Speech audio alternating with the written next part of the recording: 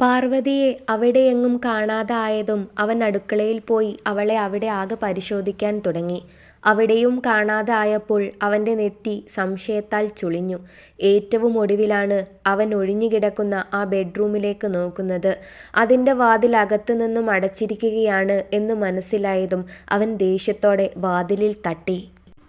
തൊട്ടടുത്ത മുറിയിൽ കിടക്കുകയായിരുന്ന അവൻ്റെ അമ്മ ശബ്ദം കേട്ടപ്പോൾ തലയിണ തൻ്റെ ചെവിയിലേക്ക് വെച്ചുകൊണ്ട് തിരിഞ്ഞു കിടന്നുറങ്ങാൻ തുടങ്ങി. കുറച്ച് സമയം തട്ടിയതിന് ശേഷം അവൻ തിരികെ പോകുമെന്ന് കരുതി പാർവതി അല്പസമയം അനങ്ങാതെ കിടന്നു. എന്നാൽ വീണ്ടും വീണ്ടും അവൻ തട്ടിക്കൊണ്ടേയിരുന്നതും അവൾ രണ്ടും കൽപ്പിച്ച് വാതിൽ തുറന്നു.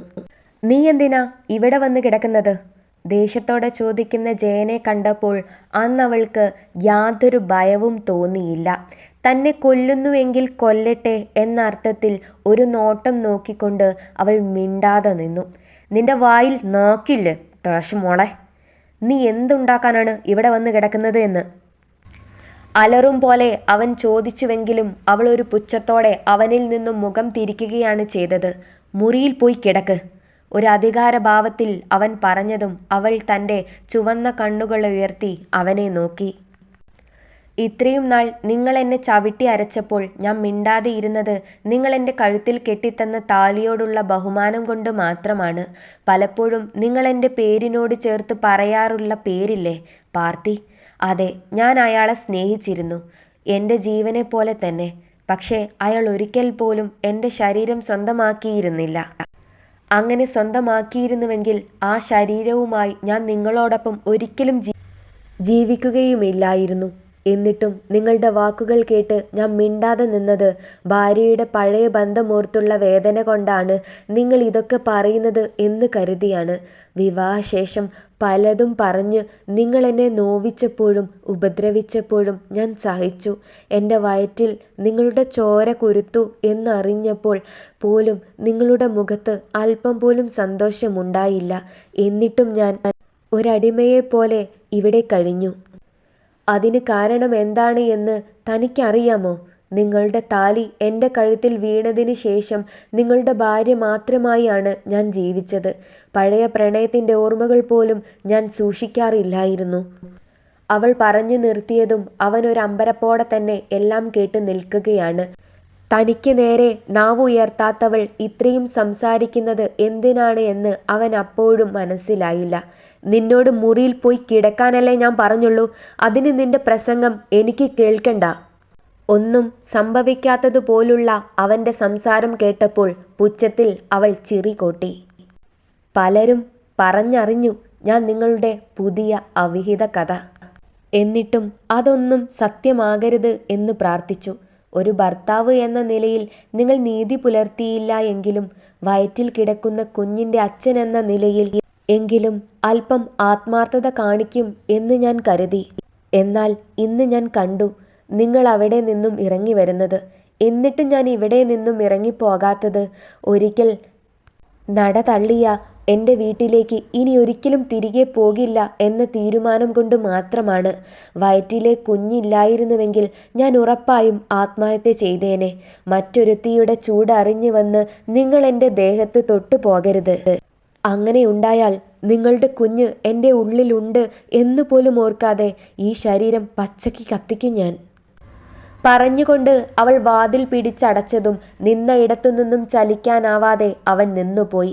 എന്തൊക്കെയാണ് അവൾ പറഞ്ഞിട്ട് പോയത് എന്ന് അപ്പോഴാണ് അവൻ ഓർത്തെടുക്കാൻ തുടങ്ങിയത്. താനും ജ്യോതിയുമായുള്ള ബന്ധം അവൾ നേരിട്ട് കണ്ടു എന്നാലോചിച്ചപ്പോൾ ഒരു നിമിഷം അവൻ്റെ ഹൃദയം വേദനിച്ചുവോ? ആ വാതിലിനു മുന്നിൽ ഒരു നിമിഷം അനങ്ങാതെ നിന്നതിന് ശേഷം അവൻ മെല്ലെ തിരിഞ്ഞു നടന്നു. തൻ്റെ മനസ്സിൽ പാർവതിയുടെ സ്ഥാനം എന്താണെന്ന് അവന് എത്ര ആലോചിച്ചിട്ടും മനസ്സിലായില്ല. ആ വാതിൽ തനിക്ക് മുന്നിൽ എന്നേക്കുമായി അടഞ്ഞു എന്ന് ചിന്തിച്ചപ്പോൾ അവന് ഭ്രാന്ത് പിടിക്കുന്നത് പോലെ തോന്നി. അവളെ വാശിയോടെ സ്വന്തമാക്കിയത് പാർത്തിയോടുള്ള വാശി കൊണ്ട് മാത്രമായിരുന്നുവോ? ആ ചോദ്യത്തിൻ്റെ ഉത്തരം അവന് മനസ്സിലായില്ല. അവൻ്റെ ഹൃദയത്തിലെ അവളുടെ സ്ഥാനം മനസ്സിലാക്കാതെ അവൻ തൻ്റെ മുറിയിലേക്ക് കയറിപ്പോയി. ശൂന്യമായ മുറി പോലെ തന്നെ തൻ്റെ ഹൃദയവും ശൂന്യമാണ് എന്നൊരു നിമിഷം അവൻ ചിന്തിച്ചു. എന്നാൽ അടുത്ത നിമിഷത്തിൽ തന്നെ പാർവതിയോട് തനിക്ക് സ്നേഹമില്ല എന്നും വെറുപ്പാണ് എന്നും അവൻ തൻ്റെ മനസ്സിനെ പറഞ്ഞ് പഠിപ്പിക്കാൻ തുടങ്ങി.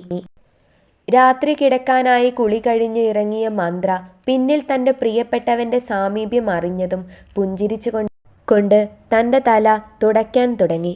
എന്തിനാ രാത്രി തല നനച്ചത്? ഒരൽപ്പം ശാസന കലർന്ന സ്വരത്തിൽ പറയുന്നതിനൊപ്പം അവൻ ആ മുടിയിൽ നിന്ന് വരുന്ന ഗന്ധം തന്നിലേക്ക് ആവാഹിച്ചെടുക്കാൻ തുടങ്ങി. പിൻകഴുത്തിൽ അവൻ്റെ മുഖം ചേരുന്നതിനൊപ്പം തന്നെ ആ കൈകൾ അവളിൽ ചുറ്റിയതും അവൾ തൻ്റെ കണ്ണുകൾ രണ്ടും ഇറുക്കി അടച്ചു.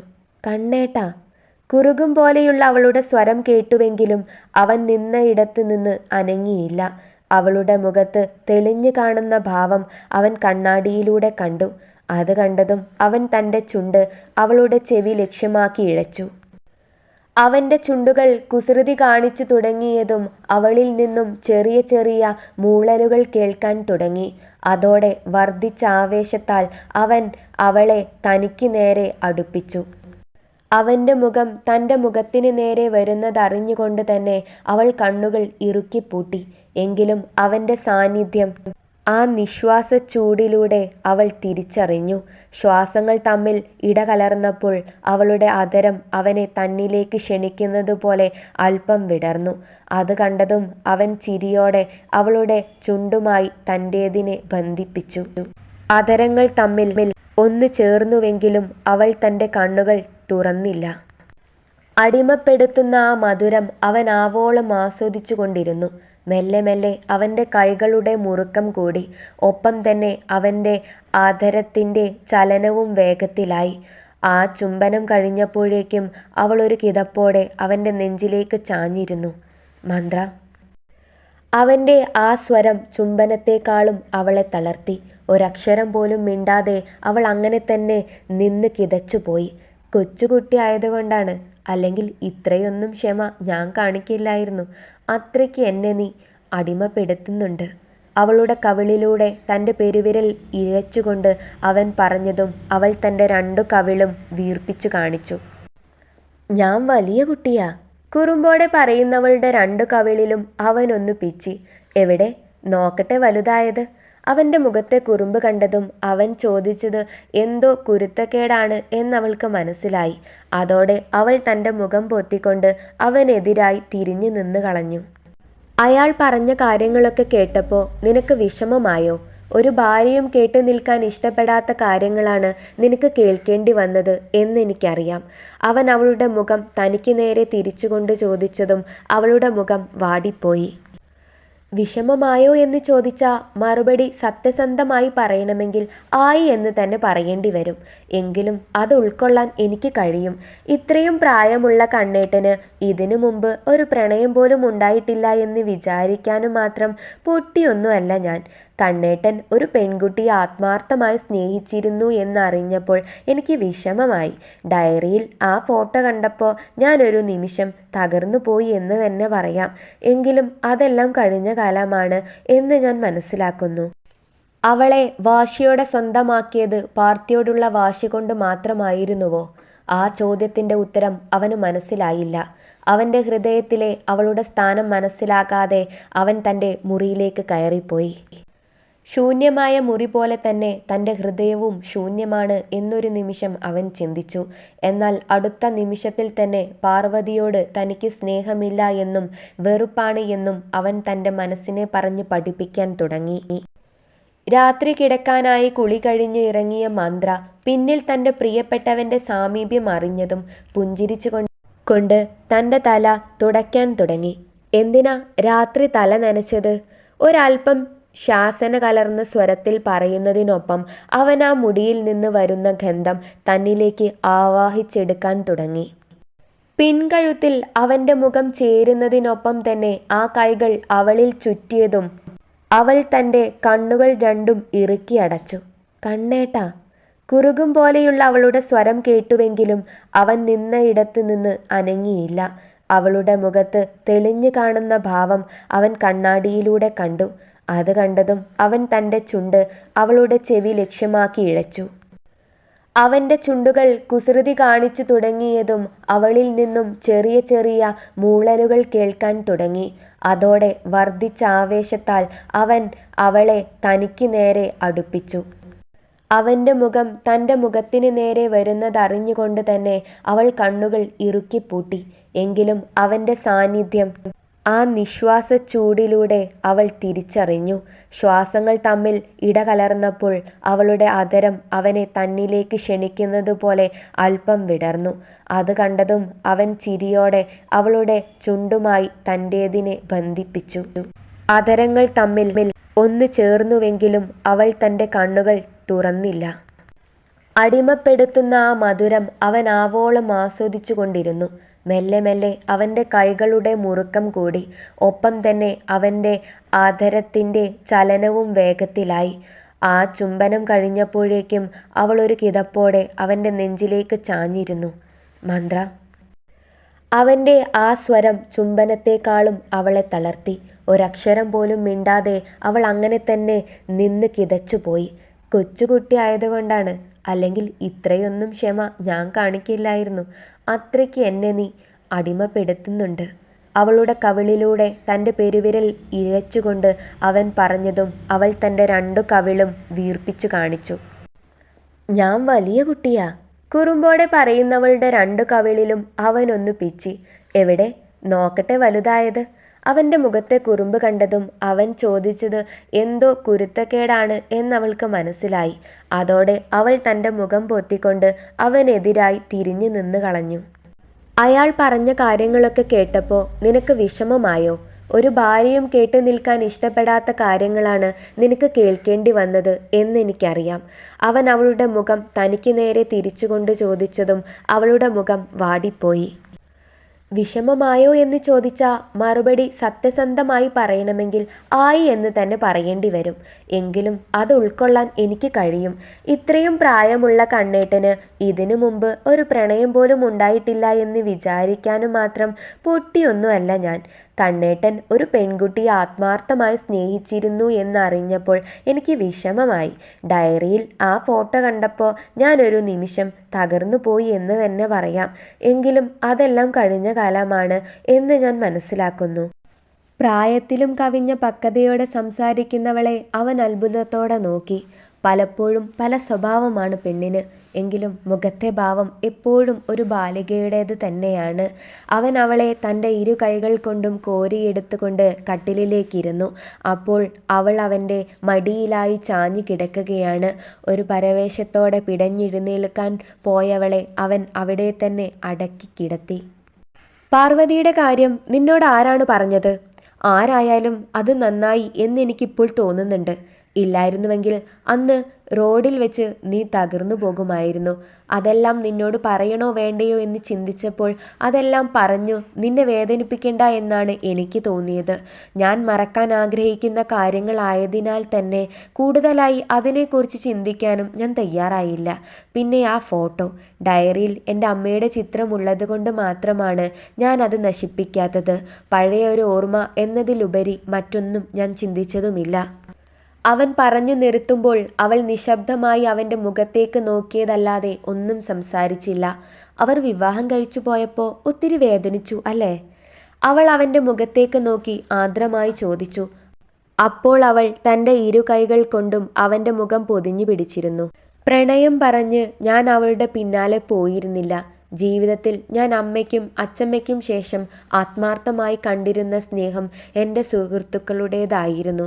അതുകൊണ്ട് തന്നെ ആദ്യം അവൾ ഇഷ്ടം പറഞ്ഞപ്പോൾ അവളെ പറഞ്ഞു തിരുത്താനാണ് ഞാൻ ശ്രമിച്ചത്. അവളുടെ ഇഷ്ടം കാരണം എൻ്റെ സൗഹൃദം നഷ്ടമാകരുത് എന്ന് ഞാൻ ആഗ്രഹിച്ചു. പക്ഷേ അവൻ്റെ അനുജത്തിയെ എനിക്ക് തരുന്നതിൽ അവനും സമ്മതമാണ് എന്നറിഞ്ഞപ്പോൾ ഞാനും അവളെ തിരികെ സ്നേഹിക്കാൻ തുടങ്ങി. മനുഷ്യനല്ലേ, മനസ്സ് എത്രയൊക്കെ കല്ലാക്കി വെച്ചാലും ചിലപ്പോഴൊക്കെ അത് സ്നേഹവും കരുതലും കൊതിക്കും. അങ്ങനെ പല ആഗ്രഹങ്ങളും എൻ്റെ ഉള്ളിൽ ഉറങ്ങിക്കിടപ്പുണ്ടായിരുന്നു. ഒരാൾ അതെല്ലാം വെച്ച് നീട്ടുമ്പോൾ തട്ടിക്കളയാൻ തോന്നില്ലല്ലോ. പക്ഷേ കുടുംബമോ ഞാനോ എന്ന ചോദ്യം വന്നപ്പോൾ എന്നെ തള്ളിക്കളയാൻ അവൾക്ക് രണ്ടാമതൊന്ന് ആലോചിക്കേണ്ടി വന്നില്ല. അന്ന് ദേഷ്യം തോന്നിയെങ്കിലും ഇപ്പോൾ എല്ലാം ഞാൻ മനസ്സിലാക്കുന്നുണ്ട്. പാർവതിയെക്കുറിച്ച് വാ തോരാതെ പറയുന്നവനെ അവൾ കുശുമ്പോടെ നോക്കി. അവളുടെ ആ മുഖഭാവം കണ്ടപ്പോൾ അവന് ചിരി വന്നുപോയി. എന്താ നിന്റെ മുഖത്തിനൊരു കനം? മൂക്കിൽ നുള്ളിക്കൊണ്ട് അവൻ ചോദിച്ചതും അവൾ തൻ്റെ ചുണ്ട് കൂട്ടിക്കൊണ്ട് മുഖം തിരിച്ചു കളഞ്ഞു. പറയേ. അവൻ്റെ സ്വരം ആർദ്രമായി. അതോടെ അവൾ പിടയ്ക്കുന്ന കണ്ണുകളോടെ അവൻ്റെ മുഖത്തേക്ക് നോക്കി. അവരുടെ ഭർത്താവ് പറഞ്ഞത് കേട്ടില്ലേ? അയാൾ പറഞ്ഞത് വെച്ച് നോക്കുകയാണെങ്കിൽ അവരുടെ ജീവിതം ഇപ്പോൾ അത്ര നല്ലതല്ല. അയാൾ അവരെ ഉപേക്ഷിച്ചാൽ കണ്ണേട്ടൻ അവരെ സ്വീകരിക്കുമോ? അവളുടെ ചോദ്യം കേട്ടതും അവൻ അവളെ തൻ്റെ മടിയിൽ നിന്ന് ബെഡിലേക്ക് ഇട്ടുകൊണ്ട് എഴുന്നേറ്റ് വാതിലിന് അരികിലേക്ക് നടന്നു. അവൻ പിണങ്ങിപ്പോയതാണ് എന്ന് മനസ്സിലായതും അവളെ തലയിൽ കൈവച്ചുകൊണ്ട് ചാടി എഴുന്നേറ്റു. കണ്ണേട്ടാ. പിന്നാലെ ചെന്ന് അവൾ കൊഞ്ചിക്കൊണ്ട് വിളിച്ചതും അവൻ അത് കേൾക്കുന്നില്ല എന്ന ഭാവത്തിൽ തന്നെ നിന്നു. ഇങ്ങനെ പിണങ്ങി നിൽക്കല്ലേ, അവൾ കെഞ്ചി പറഞ്ഞു. നീ ചോദിച്ചതിൻ്റെ അർത്ഥം നിനക്ക് അറിയുമോ മന്ത്ര? അങ്ങനെ അവളുടെ ഭർത്താവ് ഉപേക്ഷിക്കുമ്പോൾ അവളെ ഞാൻ സ്വീകരിക്കാനാണ് എങ്കിൽ നമ്മൾ തമ്മിലുള്ള ബന്ധത്തിന് എന്തർത്ഥമാണ് നീ കാണുന്നത്? ഞാൻ നിന്നോട് കാണിക്കുന്നത് എല്ലാം വെറും അഭിനയമാണ് എന്ന് നിനക്ക് തോന്നുന്നുണ്ടോ? അതോ നിന്റെ ശരീരമാണ് ഞാൻ മോഹിക്കുന്നത് എന്ന് നീ വിചാരിക്കുന്നുണ്ടോ? പഴയ കാമുകി വരുമ്പോൾ ഭാര്യയെ ഉപേക്ഷിച്ച് കളയാൻ മാത്രം ചെറ്റയല്ല ഞാൻ എന്ന് നേരത്തെ പറഞ്ഞതാണ്. ഇനിയും ഞാൻ എങ്ങനെയാണ് നിന്നെ വിശ്വസിപ്പിക്കേണ്ടത്? അവൻ്റെ ആ ചോദ്യം കേട്ടതും അവളുടെ കണ്ണുകൾ നിറഞ്ഞൊഴുകി. പെട്ടെന്നൊരാവേശത്തിൽ ചോദിച്ചു പോയതാണ്. ഞാൻ അങ്ങനെയൊന്നുമല്ല ഉദ്ദേശിച്ചത്. അവരെ നഷ്ടപ്പെട്ടതിൽ ഇപ്പോഴും കണ്ണേട്ടന് വേദനയുള്ളതുപോലെ എനിക്ക് തോന്നി. അതുകൊണ്ടല്ലേ അവരുടെ ഫോട്ടോ പോലും ഇപ്പോഴും കളയാതെ വെച്ചിരിക്കുന്നത്? അവളുടെ ചോദ്യം കേട്ട് ദേഷ്യം വന്നുവെങ്കിലും അവളുടെ അല്പം കലങ്ങിച്ചു വന്ന കണ്ണുകൾ കണ്ടപ്പോൾ ആ ദേഷ്യം വെടിഞ്ഞുകൊണ്ട് അവൻ അവളെ തന്നിലേക്ക് ചേർത്ത് പിടിച്ചു. പാർവതിയുടെ ഭർത്താവ് അവളെ ഉപേക്ഷിച്ചാൽ ഞാൻ എന്ത് ചെയ്യുമെന്ന് നിനക്കറിയണം, അത്രയല്ലേ ഉള്ളൂ? അവൻ്റെ ചോദ്യം കേട്ടതും അവൻ്റെ മറുപടി എന്താണെന്നറിയാനുള്ള ആകാംക്ഷയോടെ അവൾ അവൻ്റെ മുഖത്തേക്ക് നോക്കി.